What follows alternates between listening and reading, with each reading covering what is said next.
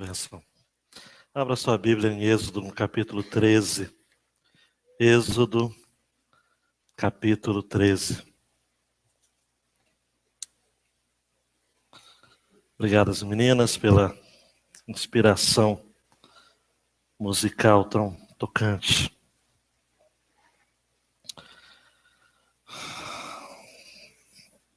Êxodo 13. Você pode não acreditar, mas as inspirações musicais não são combinadas. Então é tudo Deus que vai amarrando. O tema da mensagem desta noite é Deus quer ser lembrado. Não importa para que direção você olhe, uma coisa é certa: Deus está no controle da sua história.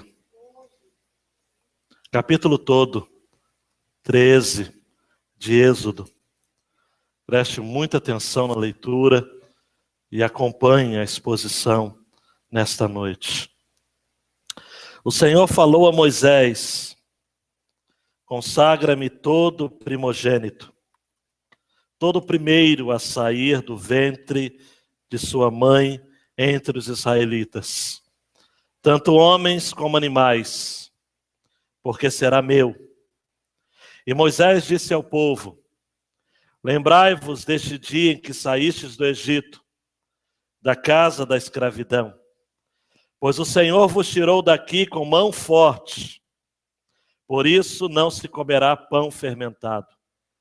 Estais saindo hoje, no mês de Abibe, quando o Senhor te houver feito entrar na terra dos cananeus, dos heteus, dos amorreus, dos heveus e dos jebuseus, que ele jurou a teus pais que te daria, da terra que dá leite e mel, observarás este ritual. Comerás pães sem fermento durante 7 dias, e no 7º dia haverá uma festa ao Senhor.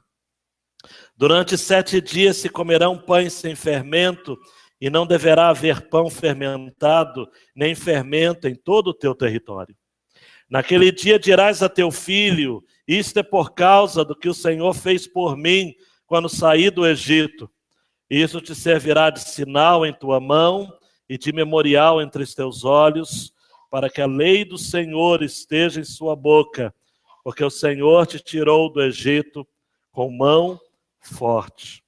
Por isso cumprirás esse estatuto na sua época, a cada ano. Também quando o Senhor te houver feito entrar na terra dos cananeus, e a tiver dado a ti, conforme jurou a ti e a teus pais, separarás para o Senhor todo primeiro a sair do ventre de sua mãe, incluindo todo primogênito dos teus animais, os machos serão do Senhor.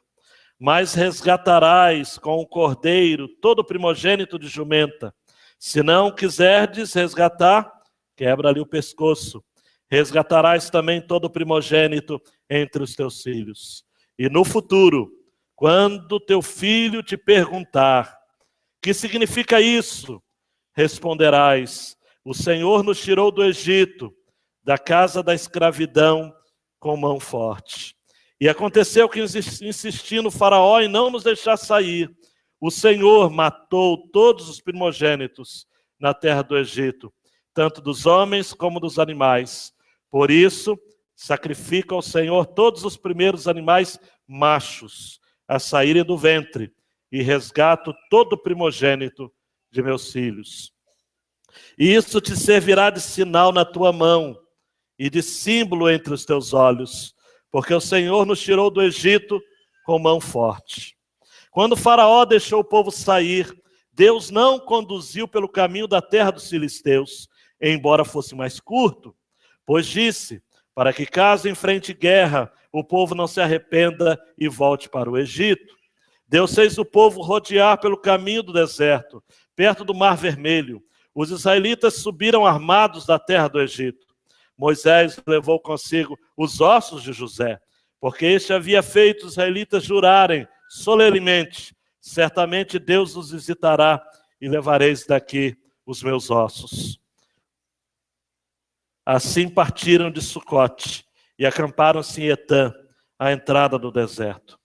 O Senhor ia à frente deles, de dia numa coluna de nuvem, para os guiar pelo caminho, de noite numa coluna de fogo, para os iluminar, para que caminhassem de dia e de noite.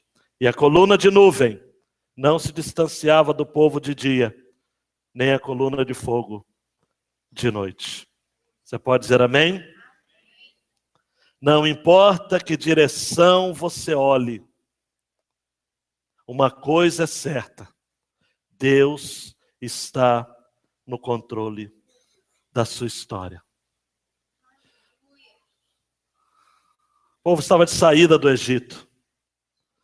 Haviam se passado 450 anos. Deus havia enviado Moisés e Arão para liderar este grande momento, que é conhecido na história como Êxodo, que significa literalmente saída. Deus estava redimindo o seu povo. Deus estava cumprindo promessas que haviam sido feitas a Abraão, de que os descendentes dele estariam passando por um tempo numa terra estrangeira. E Deus disse a Abraão até mesmo a quantidade de tempo, 450 anos. E disse que na saída o povo ainda iria levar grande riqueza. Repita comigo: grande riqueza. Deus não deixa os seus desamparados. Seria uma longa jornada. E agora, amados, no capítulo 13, nós temos uma espécie de pacto.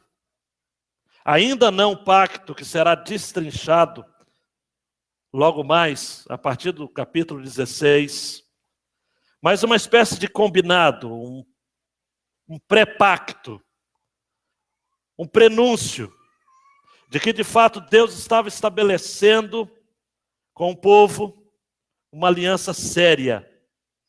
O nosso Deus é um Deus de palavra. E é um Deus que procura agora então um símbolo para marcar esta saída.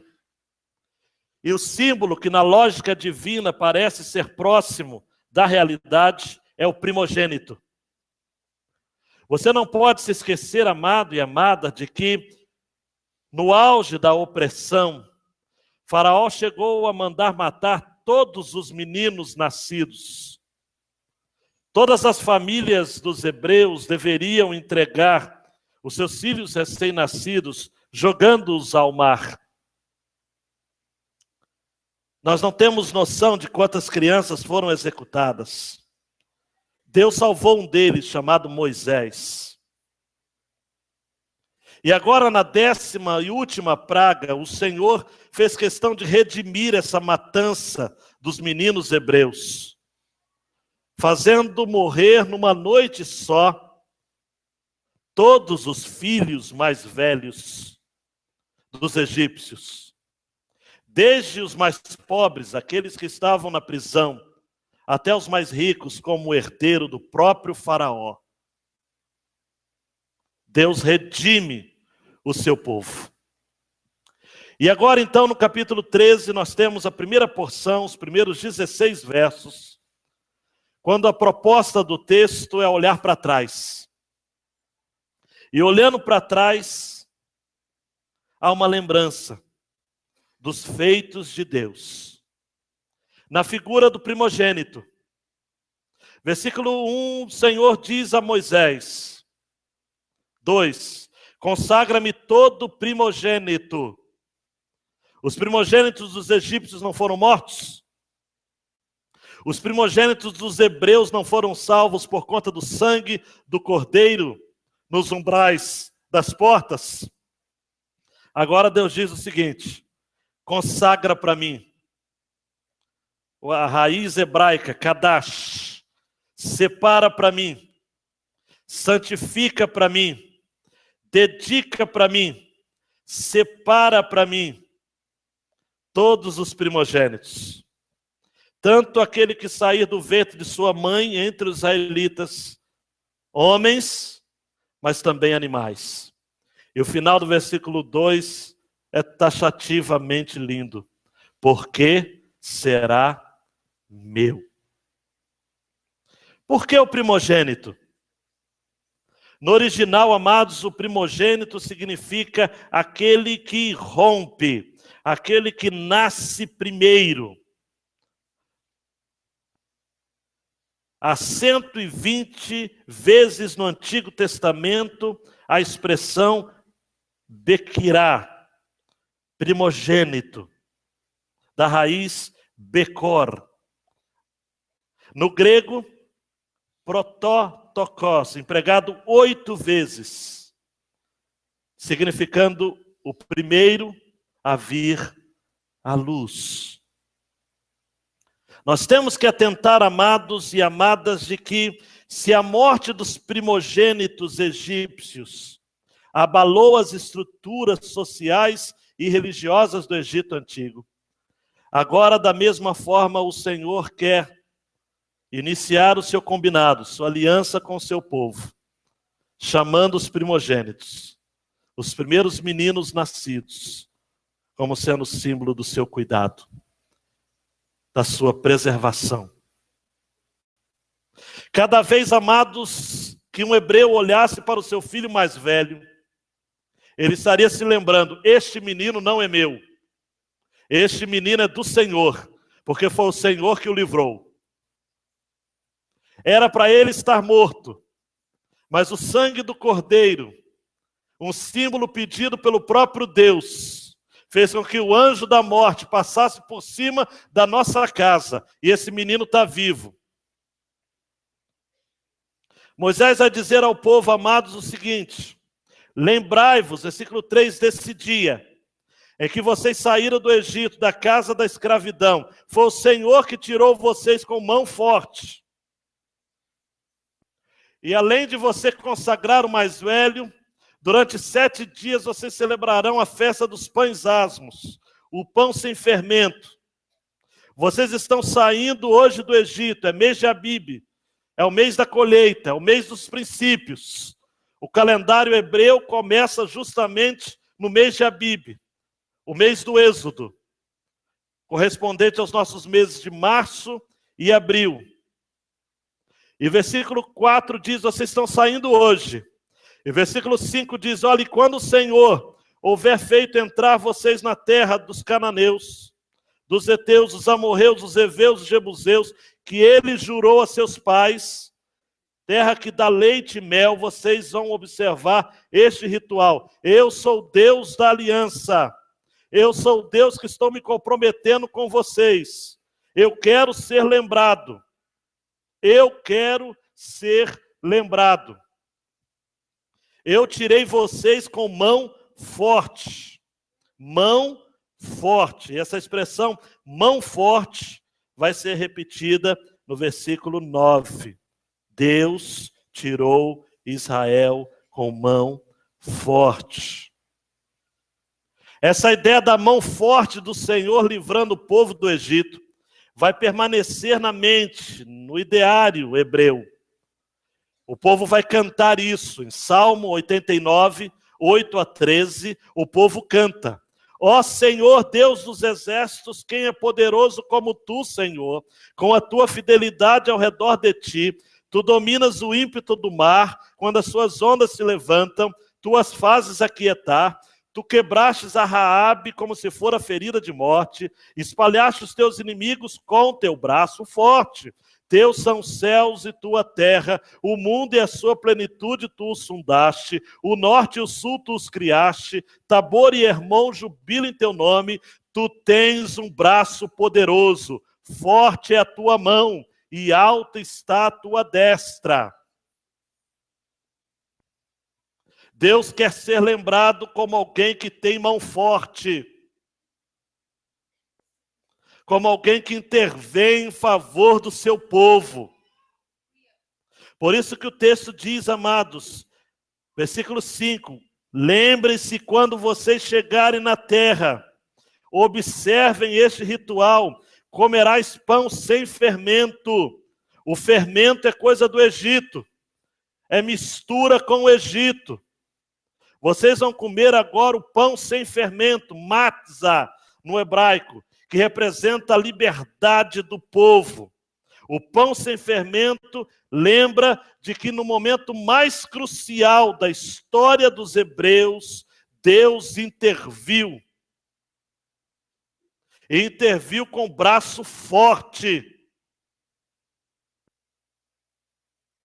A Páscoa judaica enfatiza tanto o valor da liberdade, que isso jamais deveria ser esquecido pelo povo. Em Deuteronômio 24, 17, 18, Deus manda repetir ao povo essa lei: não perverterás o direito do estrangeiro e do órfão, nem tomarás em penhor a roupa da viúva, mas lembrar-te-ás de que foste servo no Egito, e de que o Senhor teu Deus te livrou dali, pelo que te ordeno que faças isso. Versículo 7, durante 7 dias comereis pães sem fermento. É para vocês se lembrarem. Eu quero que você preste atenção num ponto, que eu acredito que seja o ponto que vai nos guiar ao entendimento dessa passagem. Deus faz questão, amados, de que nós tenhamos lembrança, olhando para trás, daquilo que Deus fez por nós. E vez por outra o Senhor vai repetindo isso para o seu povo. Lembra de que eu tirei vocês do Egito, hein? Lembra que eu tirei vocês do Egito, hein? Lembra que eu tirei vocês do Egito, hein? No versículo 8, preste atenção. Naquele dia dirás a teu filho: isto é por causa do que o Senhor fez por mim quando saí do Egito. E isso te servirá de sinal em tua mão, de memorial entre os teus olhos, para que a lei do Senhor esteja em tua boca, porque o Senhor te tirou do Egito com mão forte. Por isso cumprirás esse estatuto na sua época, a cada ano. Deus está dizendo o seguinte: olha, lembrem seus filhos. É muito triste, amados, perceber nas Escrituras de que uma geração, por não passar a outra geração as lembranças dos feitos do Senhor, ela se perdeu completamente. No período dos juízes era isso que aconteceu. E há um texto clássico no livro de Juízes que fala sobre isso. Os pais não contaram para os seus filhos. E eles se esqueceram. Se estabeleceram na terra, cada um procurou seu naco de terra, cada um procurou um lugar para armar a sua tenda, constituir sua família, e esse imperativo em Êxodo 13 não foi obedecido. E aí Deus então permite que o povo seja afligido pelos moradores da circunvizinhança. Meu amado, minha amada, o que você está contando para os seus filhos a respeito daquilo que Deus fez no passado? A ordem de Deus é clara. Temos que ensinar os nossos filhos. Cada nova geração precisa ser instruída. Os pais deveriam explicar para o seu filho que a festa dos pães asmos era como uma fita ao redor do dedo, para lembrá-lo do grande livramento de Deus. Chegando a época da Páscoa, junto à festa dos pães asmos, os filhos perguntavam: papai, por que comer pão duro? Meu filho, nós estamos comendo pão sem fermento, para lembrar de que quando a gente saiu do Egito, nós saímos tão apressadamente que não deu tempo para terminar. E sem contar que o nosso Deus nos disse que nós não deveríamos trazer nada do Egito. E o fermento nós aprendemos a usar no Egito. Então, nós saímos do Egito e o Egito precisava sair de nós, papai. Meu filho. Mas pai, por quê? Porque Deus nos tirou com mão forte, meu filho, do Egito. Deus tirou com mão forte. Quando eu expus Êxodo 12, você se lembra de que o ritual da Páscoa, a redenção agora dos filhos primogênitos, tudo isso é para que o povo se lembrasse. Êxodo 12, 26 e 27, a respeito da Páscoa: e acontecerá que quando vossos filhos vos disserem, que culto é este? Então direis, este é o sacrifício da Páscoa ao Senhor, que passou as casas dos filhos de Israel no Egito, quando feriu os egípcios, livrou as nossas casas. Êxodo 13, 8, que lemos: naquele mesmo dia farás saber a teu filho, dizendo, isto é pelo que o Senhor me tem feito, quando eu saí do Egito. No versículo 11, quando o Senhor te houver feito entrar na terra, versículo 12, separarás para o Senhor todo o primeiro a sair do ventre da sua mãe.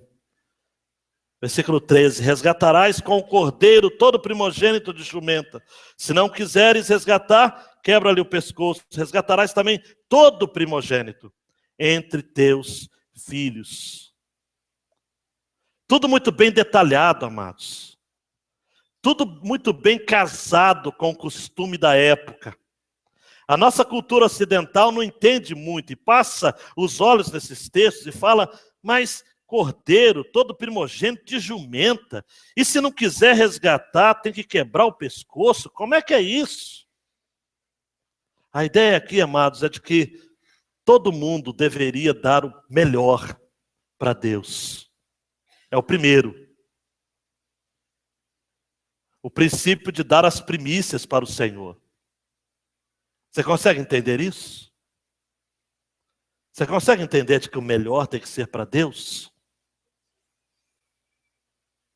E tudo isso, versículo 14, para quando teu filho te perguntar o que significa isso, você conta a mesma história. O Senhor nos tirou do Egito, da casa da escravidão, com mão forte, só que o faraó insistiu em não nos deixar sair. Aí o Senhor matou todos os primogênitos na terra do Egito, matou homem, matou animal. Por isso eu sacrifico ao Senhor todos os primeiros animais machos a sair do ventre, resgato todo o primogênito dos meus filhos, e isso te servirá de sinal na tua mão, de símbolo entre os teus olhos, porque o Senhor nos tirou do Egito com mão forte. De novo, mão forte. Os judeus levaram isso ao pé da letra. Então, eles tinham em determinados momentos fitas na testa, chamado filactérios, nas mãos também, nos dedos, para lembrar acerca deste tempo, deste momento.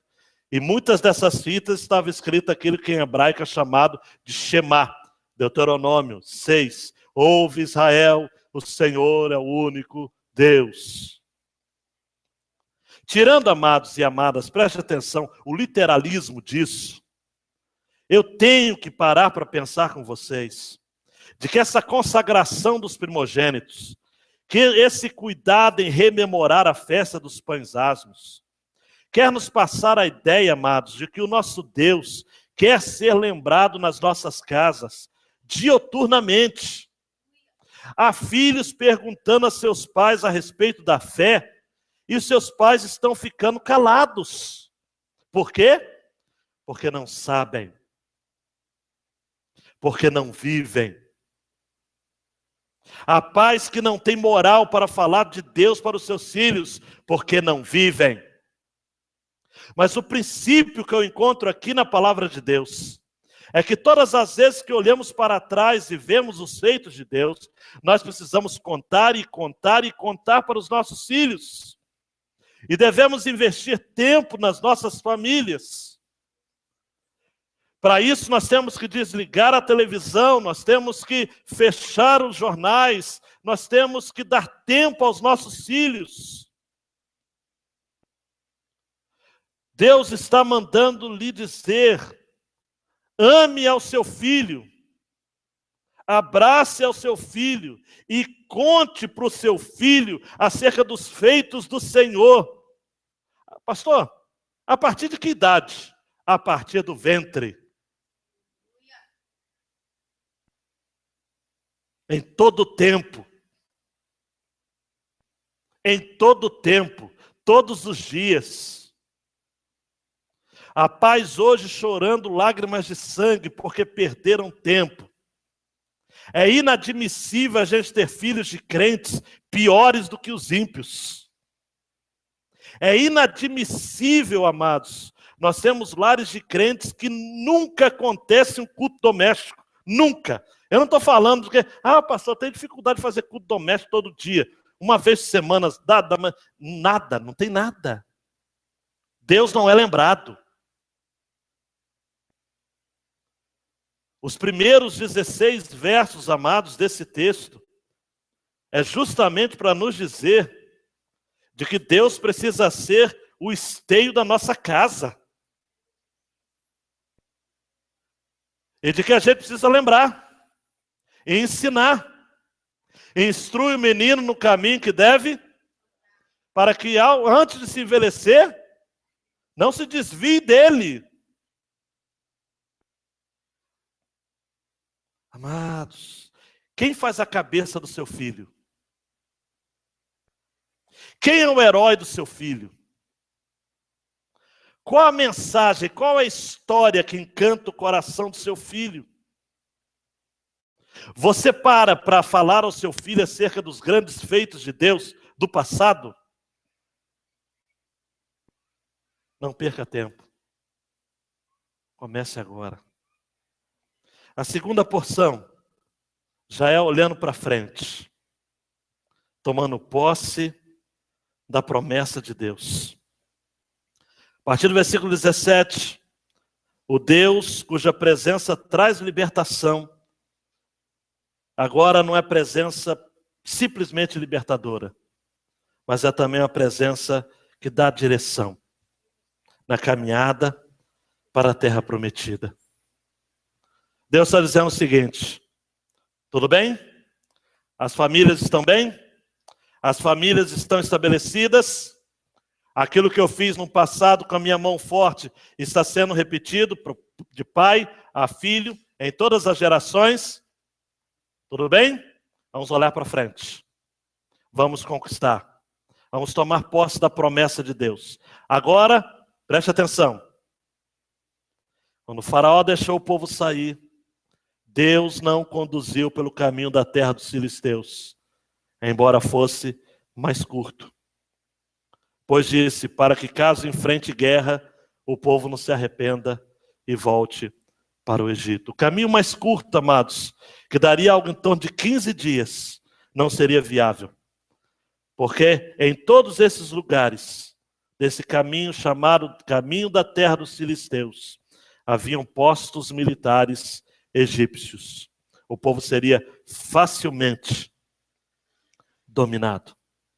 Ao invés de 15 dias, o povo demorou 40 anos. Você deve estar perguntando, mas pastor, que descalabro, que coisa doida. Esse Deus tem certeza do que ele está fazendo?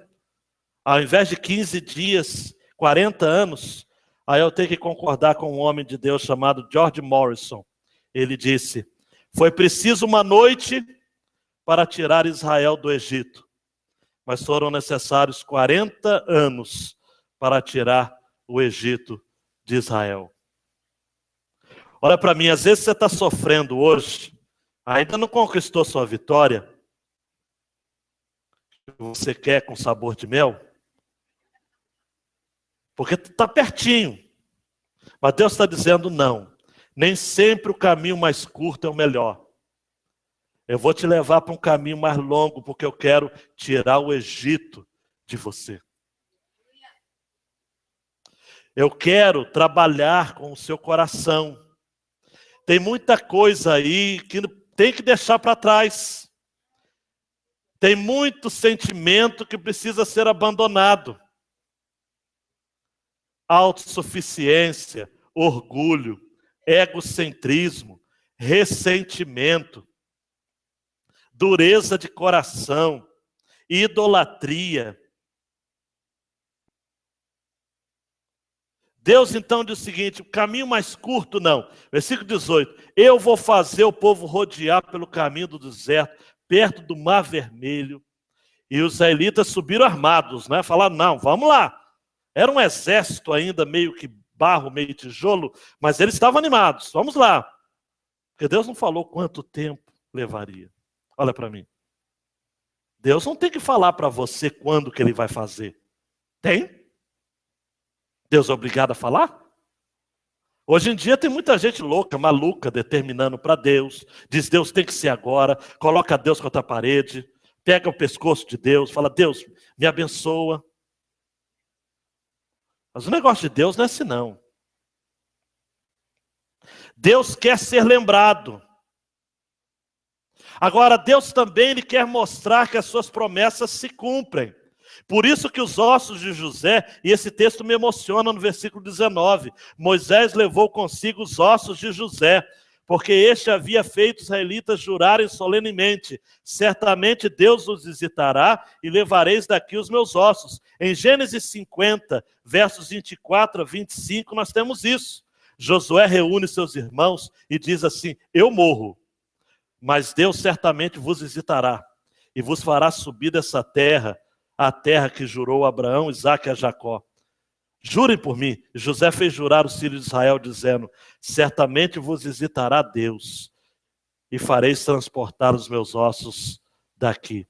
Em Hebreus 11, na Galeria da Fé, no versículo 22, o autor diz, pela fé, José, próximo da morte, fez menção da saída dos filhos de Israel e deu ordem acerca de seus ossos. Isso é que é fé, né, gente? José falou o seguinte, olha, eu vou morrer, mas vocês vão sair daqui e vão voltar para a terra. E por favor, jurem, levem os meus ossos. E agora, amados, José, que foi uma bênção vivo, agora é uma bênção morto também. Porque Deus cuida e zela dos seus, inclusive os seus ossos. Porque aqui nós temos um caixão, não sei como era, mas os ossos de José são levados. E os ossos de José são uma lembrança eloquente de que Deus tem seu tempo e cumpre suas promessas. José estava morto, mas agora ele era um testemunho da fidelidade de Deus. Deus tem um cuidado pela sua história. Deus tem um cuidado pelos seus ossos, pela palavra liberada de fé. E eles partiram de Sucote, acamparam-se em Etã. E versículos 21 e 22 diz, amados, de que o Senhor ia à frente deles, de dia numa coluna de nuvem para os guiar pelo caminho, de noite uma coluna de fogo para os iluminar. Eles caminharam de dia, de noite, de dia e de noite, e a coluna de nuvem não se distanciava do povo de dia, nem a coluna de fogo de noite. Preste atenção aqui, por favor. Deus iria manter-se presente continuamente. De dia uma coluna de nuvem, de noite uma coluna de fogo. Deus estava ali.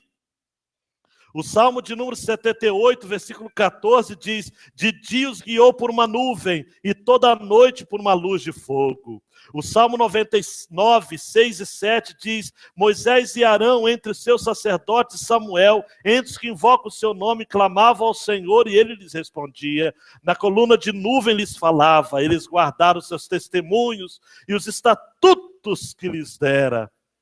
Essa coluna de nuvem, essa coluna de fogo, era a presença contínua do Senhor com o seu povo. Deus não abandona os seus, amados. O livro de Deuteronômio vai dizer que as roupas dos hebreus na caminhada do deserto não se desgastaram, os sapatos não se envelheceram. Você sabe o que é caminhar 40 anos e a sua roupa não ficar velha? E os seus sapatos não ficarem gastos. Deus cuidando do seu povo. Não importa, amado e amada, o deserto que você está vivendo hoje. Deus está dizendo, eu cuido de você. Eu estou presente na sua vida. Eu estou presente na sua história. Não tenha medo. Em Êxodo 33, amados, aparece Moisés que na tenda estava e descia coluna de nuvem, e o Senhor falava com Moisés, e vendo o povo, a coluna de nuvem que estava à porta da tenda de Moisés, o povo se levantava e adorava, porque falava o Senhor a Moisés face a face, como qualquer fala com seu amigo. A coluna de nuvem, a coluna de fogo, não é apenas presença contínua, é também que Deus está falando com seu povo através do seu líder. Olhe para mim, amados, nós não servimos a um Deus distante. Nós não servimos a um Deus que não se interessa por aquilo que é importante a nós. Nós não servimos a um Deus que fala saia do Egito e se vira. Nós servimos a um Deus que diz saia do Egito e eu vou com você. Deus está dizendo para você nesta noite, eu sei o que você está passando. Eu sei o preço alto que você está pagando por ter saído do Egito.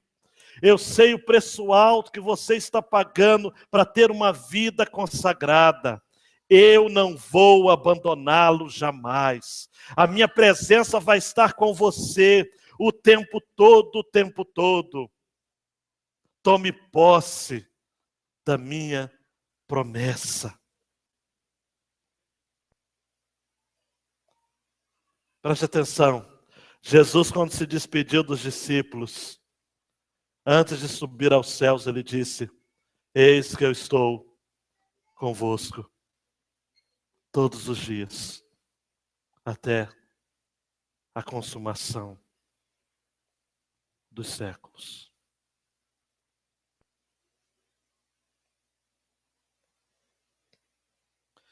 Eu quero fazer algumas aplicações para a nossa vida.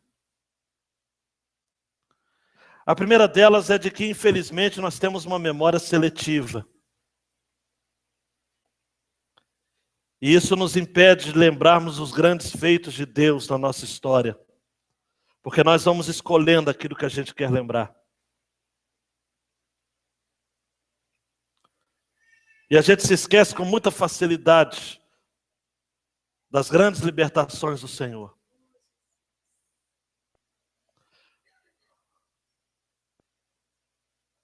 Você lembra como você era antes de Jesus?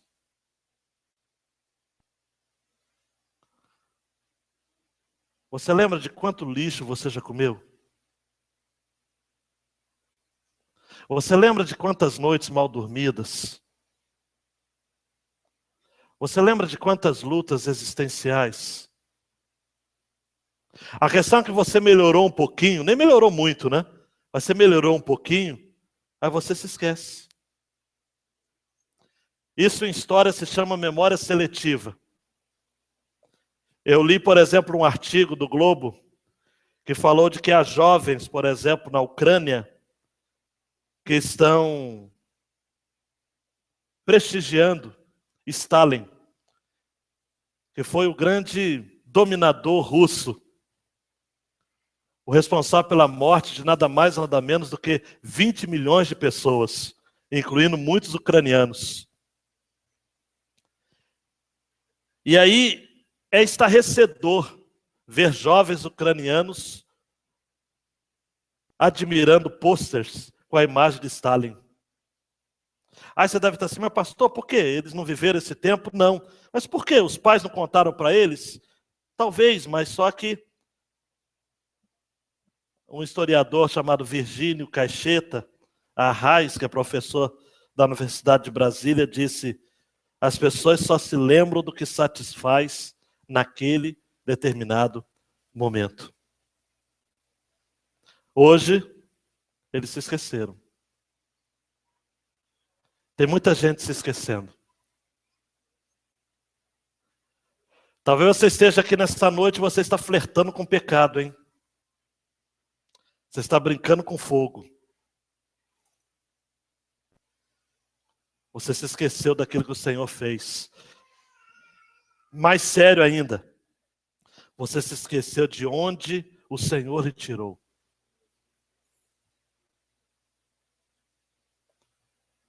Por isso, amados, e essa vem uma outra aplicação, que nós temos a ceia do Senhor. Por isso que todos os meses, nossa igreja, no primeiro domingo, celebra a ceia do Senhor porque nós nos esquecemos. E nós evocamos em toda a ceia 1 Coríntios 11, 23 a 26. Porque eu recebi do Senhor o que também vos ensinei, que o Senhor Jesus, na noite que foi traído, tomou o pão, e tendo dado graças, o partiu e disse: tomai e comei, isto é o meu corpo, que é partido por vós, fazei isto em memória de mim. Semelhantemente também, depois de cear, tomou o cálice, dizendo: este cálice é o novo testamento no meu sangue, fazei isto todas as vezes que beberdes em memória de mim. Porque todas as vezes que comerdes este pão e beberdes este cálice, anunciais a morte do Senhor, até que venha. Por quê? Porque nós esquecemos.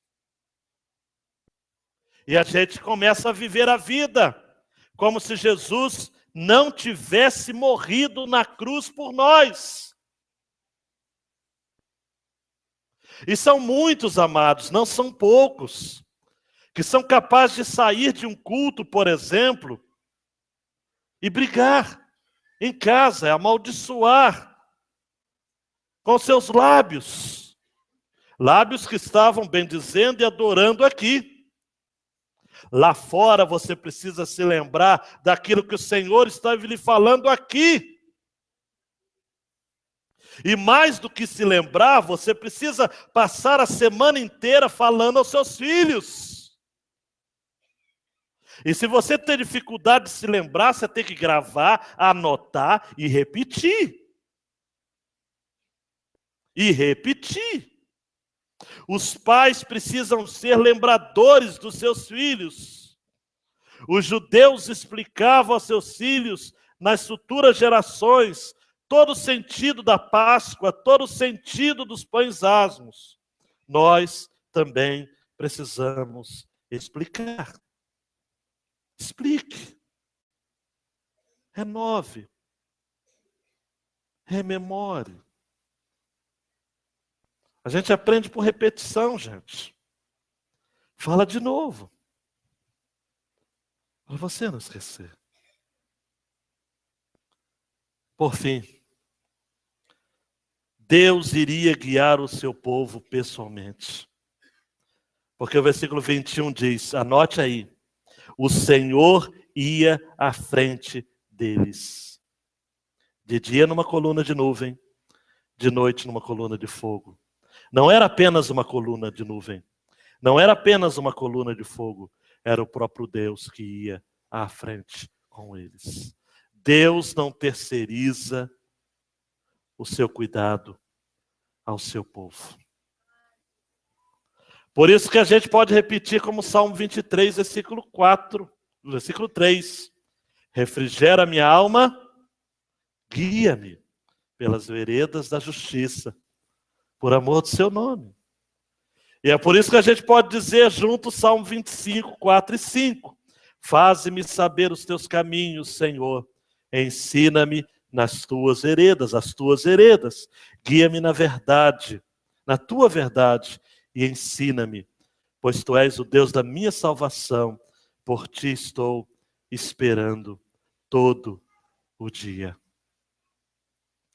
Eu quero que você saia daqui nessa noite certo de que Deus não vai deixar de guiá-lo. Nunca. Hoje, amados, a nossa coluna de nuvem e a nossa coluna de fogo chama-se Jesus Cristo. De dia e de noite Ele está com a gente. Sabe quem evitou aquele acidente? Não foi a sua perspicácia, foi Jesus. Sabe aquele que estava com você quando você estava enfermo? Jesus. Sabe quem está curando o seu filho? Jesus. Sabe quem está protegendo a sua casa? Jesus. Jesus é a nossa coluna de nuvem. Jesus é a nossa coluna de fogo. O tempo todo Ele está conosco. E se isso não fosse bastante, amados, Ele ainda diz que temos um tal de Espírito Santo, um abençoado amigo, que é o nosso ajudador, o nosso paráclito, o nosso consolador, aquele que está do nosso lado para ajudar, e você pode clamar por Ele. Deus não te deixa. Deus não te abandona jamais. Olhe para mim, amados, porque você tem valor para Deus.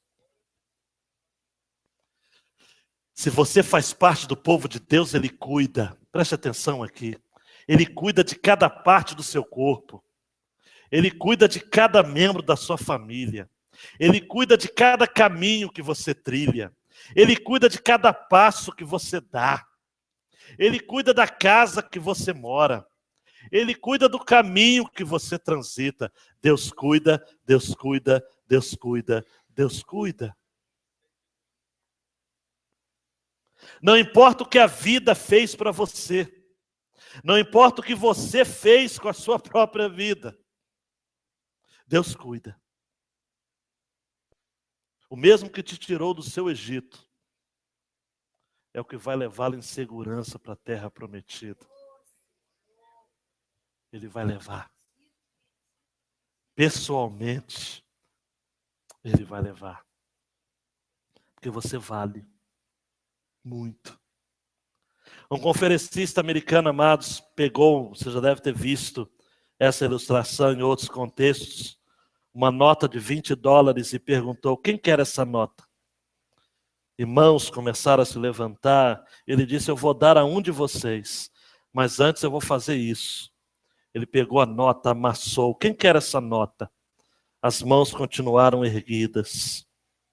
E se eu fizer isso? Então ele deixou cair no chão, pisou, esfregou, pegou a nota imunda, amassada e perguntou: quem quer essa nota? As mãos continuaram erguidas. Então aquele professor aplicou: não importa o que eu faça com essa nota, ela ainda vale $20. Isso também se dá conosco. Muitas vezes em nossas vidas somos amassados, pisoteados, sujos por decisões que tomamos, ou pelas circunstâncias que surgem em nossas vidas, e nos sentimos desvalorizados e sem importância, mas ainda temos valor para Deus. Não importa a direção que você olha, uma coisa é certa: Deus está no controle da sua história. Abaixa sua cabeça, meu querido. Abaixa sua cabeça, minha querida. Deus cuida de você. Deus cuida de você. O poeta tinha razão quando dizia: Deus cuida de mim. Na sombra das tuas asas, Deus cuida de mim. Eu não ando sozinho. Eu não estou sozinho, pois eu sei que Deus cuida de mim. Abaixa a cabeça e começa a pensar nos feitos do Senhor na sua história. Nas promessas que Deus tem liberado para você. Todas elas. Das vezes que o Senhor tem falado no seu ouvido: meu filho, se lembra de mim. Lembre-se de mim, meu filho.